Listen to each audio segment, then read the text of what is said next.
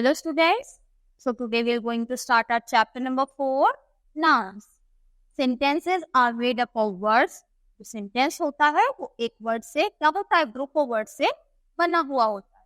These words belong to different classes or groups. तो जो words होते हैं different classes और different groups से belong करते हैं. These groups or classes are called parts of speech.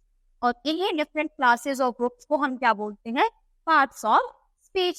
कितने पार्ट्स ऑफ स्पीच होते हैं हमारे? टोटल 8. कौन कौन से?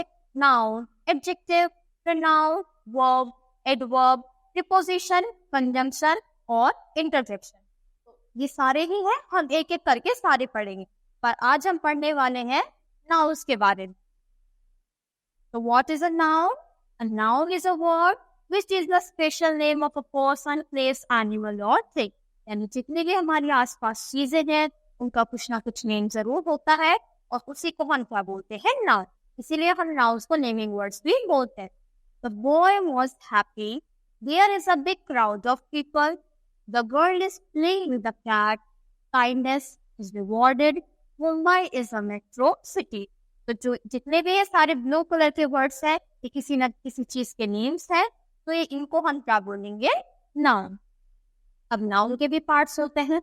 तो नाउन के कितने पार्ट्स होते हैं? 5 parts. Common noun, proper noun, collective noun, abstract noun और मटीरियल.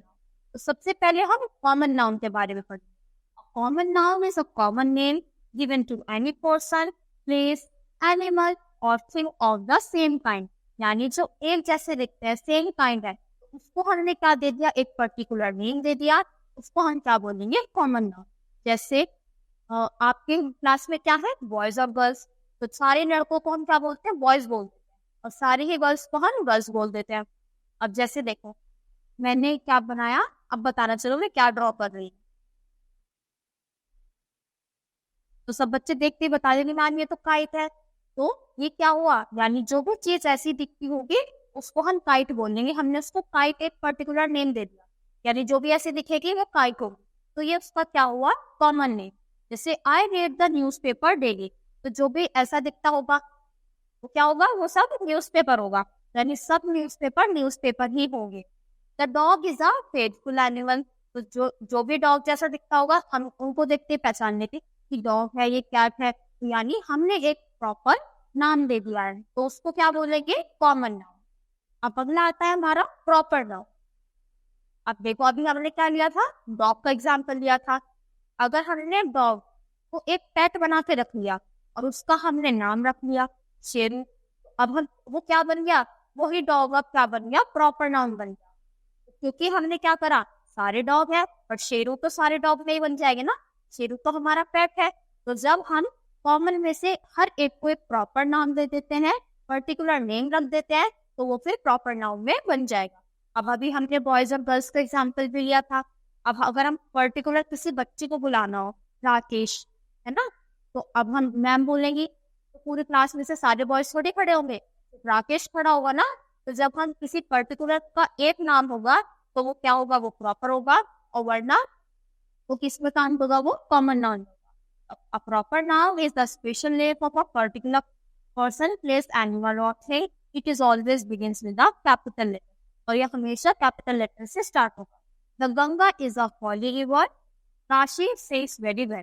अगर यहाँ पे गर्ल वर्ड यूज हुआ होता तो वो क्या हो जाता, गर्ल वर्ड यहाँ पे कॉमन हो जाता.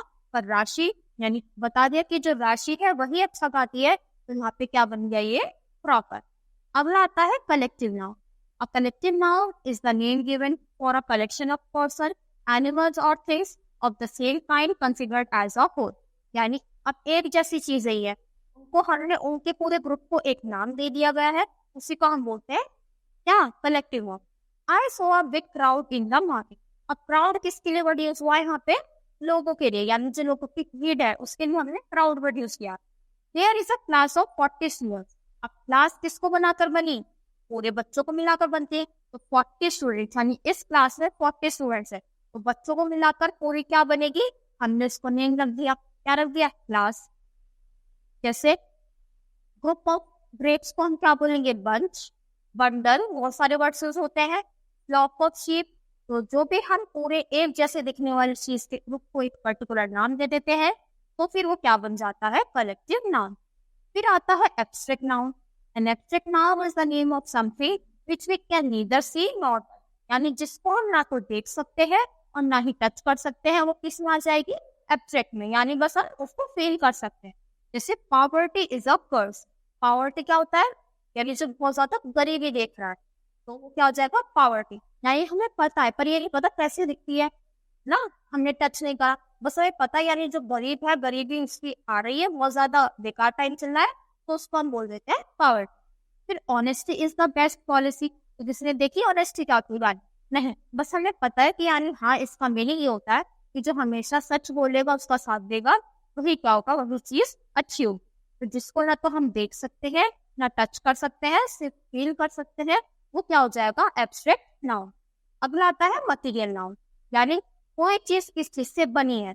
तो a material noun is the name of a matter और a substance from which things are made, यानी किस चीज से कोई चीज बनी हुई है, उसका मैटर, मटेरियल कैसा, तो क्या हो जाएगा? Material. The ring is made out gold. तो जो रिंग है किससे बनी है? गोल्ड से, सोने से, तो उसका मटेरियल बता रहे हैं। The chair is made of would. ये चेयर किससे बनी हुई है? लकड़ी से, यानी वुड से। तो ये क्या बता रहे हैं? उसकी चीज बता रहे हैं कि किस चीज से वो बनी हुई है। अब हम देखते हैं कि फॉर्मेशन कैसे होती है। तो नाउन से नाउन बनाना है ना एडजेक्टिव से, यानी एडजेक्टिव से नाउन। एबल से एबिलिटी, ऑनेस्ट से ऑनेस्टी, ब्रेव से ब्रेवरी, काइंड से काइंडनेस, डार्क से डार्कनेस, पुअर से पावर्टी। फिर वर्ब से बनाना है, ओबे से क्या हो जाएगा? ओबीडियंस, पनिश से पनिशमेंट, लाभ से लाफ्टर, ग्रो से ग्रोथ, नो से नॉलेज और इन्फॉर्म से इंफॉर्मेशन। फिर कॉमन नाउन से चाइल्ड से चाइल्डहुड, थीफ से थेफ्ट, बॉय से बॉयहुड, स्लेव से स्लेवरी, फ्रेंड से फ्रेंडशिप, इन्फेंट से इन्फेंसी। तो इन वाले वर्ड्स के तो मीनिंग होंगे, पर जो बाद वाले वर्ड्स हैं इनके क्या होते हैं? इनको हम टच और क्या नहीं कर सकते? टच और देख नहीं सकते। ये क्या हो जाएंगे? ये सारे एब्स्ट्रैक्ट नाउन, यानी जो बाद वाले वर्ड्स हैं ये सारे ही क्या है? एब्स्ट्रैक्ट नाउन्स की तरह यूज किए जाते हैं। और देखो हमने किस किस से बनाई? नाउन से भी, एडजेक्टिव से बनाया, वर्ब से बनाया और कलेक्टिव नाउन से भी बनाया।